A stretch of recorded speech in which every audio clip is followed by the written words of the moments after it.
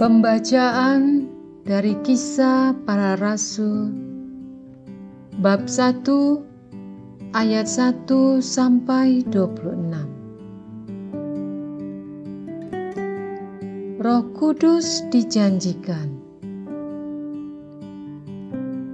Hai Theophilus,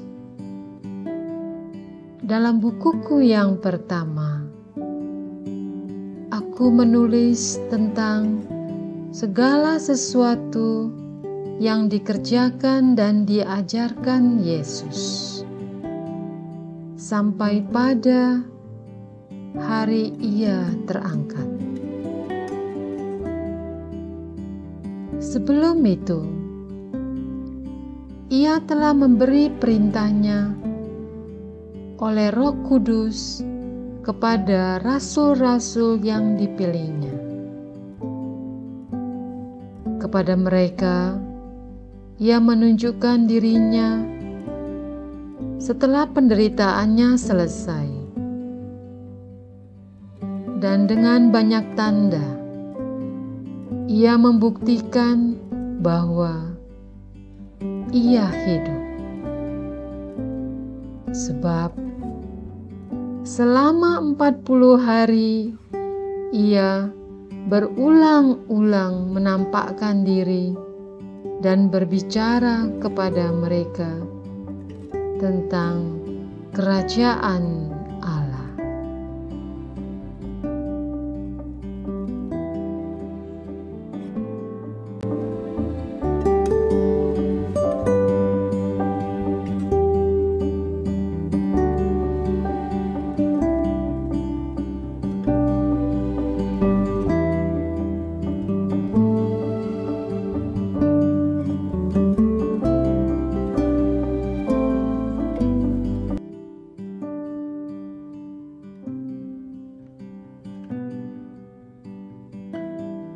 Pada suatu hari, ketika Ia makan bersama-sama dengan mereka, Ia melarang mereka meninggalkan Yerusalem dan menyuruh mereka tinggal di situ menantikan janji Bapa. Yang demikian katanya, telah kamu dengar daripadaku, sebab Yohanes membaptis dengan air,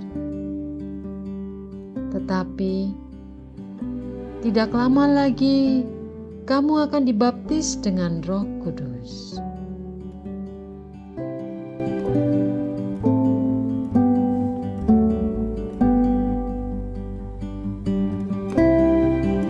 Yesus terangkat ke sorga. Maka bertanyalah mereka yang berkumpul di situ, Tuhan, maukah Engkau pada masa ini memulihkan kerajaan bagi Israel? Jawabnya, Engkau tidak perlu mengetahui masa dan waktu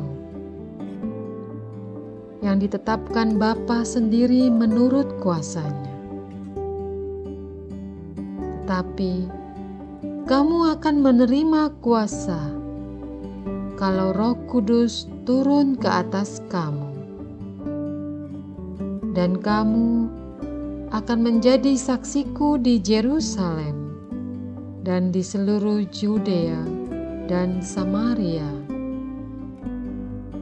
dan sampai ke ujung bumi. Sesudah Ia mengatakan demikian, terangkatlah Ia disaksikan oleh mereka, dan awan menutupinya dari pandangan mereka.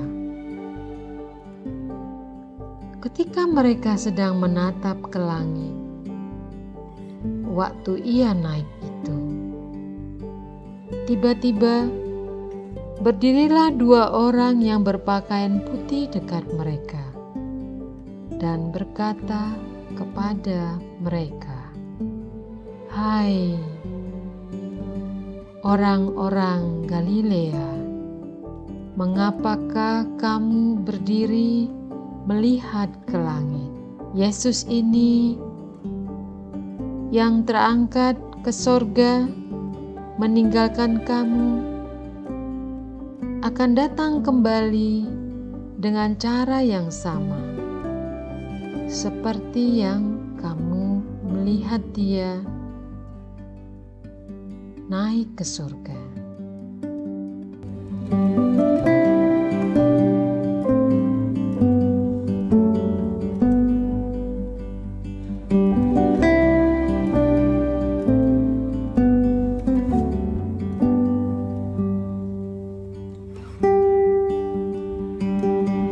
Rasul-rasul menanti-nanti.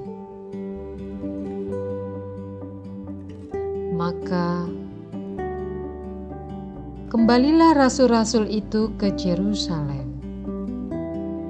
dan bukit yang disebut Bukit Zaitun, yang hanya seperjalanan sabat jauhnya dari Yerusalem.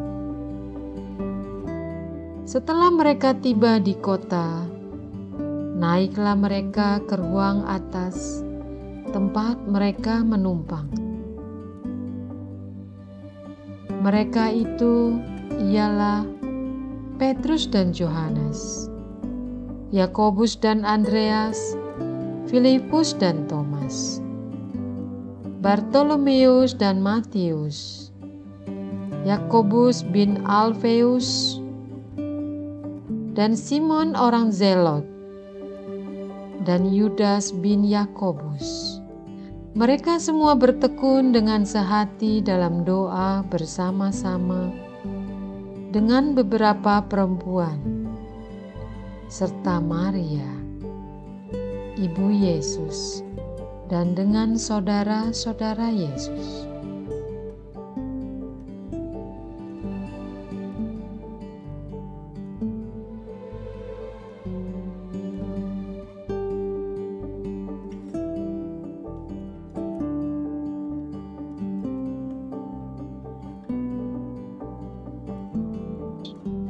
Matias dipilih menggantikan Yudas. Pada hari itu, berdirilah Petrus di tengah-tengah saudara-saudara yang sedang berkumpul itu. Kira-kira 120 orang banyaknya. Lalu berkata, "Hai saudara-saudara, haruslah genap nas kitab suci yang disampaikan Roh Kudus dengan perantaraan Daud tentang Yudas, pemimpin orang-orang yang menangkap Yesus itu. Dahulu ia termasuk bilangan kami dan mengambil bagian di dalam pelayanan ini. Yudas ini membeli sebidang tanah dengan upah kejahatannya.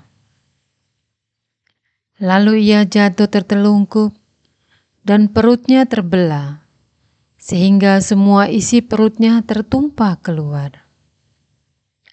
Hal itu diketahui oleh semua penduduk Yerusalem, sehingga tanah itu mereka sebut dalam bahasa mereka sendiri Hakal Dama, artinya tanah darah. Sebab ada tertulis dalam kitab Mazmur, biarlah perkemahannya menjadi sunyi, dan biarlah tidak ada penghuni di dalamnya. Dan biarlah jabatannya diambil orang lain.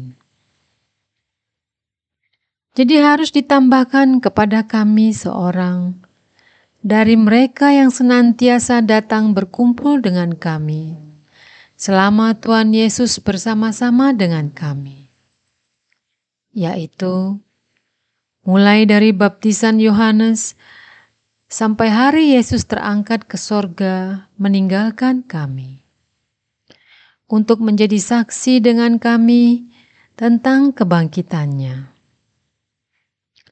Lalu mereka mengusulkan 2 orang, Yusuf yang disebut Barsabas dan yang juga bernama Yustus dan Matias. Mereka semua berdoa dan berkata, "Ya Tuhan, Engkaulah yang mengenal hati semua orang. Tunjukkanlah kiranya siapa yang Engkau pilih dari kedua orang ini untuk menerima jabatan pelayanan, yaitu kerasulan yang ditinggalkan Yudas, yang telah jatuh ke tempat yang wajar baginya." Lalu mereka membuang undi bagi kedua orang itu, dan yang kena undi adalah Matias. Dan dengan demikian, ia ditambahkan kepada bilangan ke-11 rasul itu. Amin.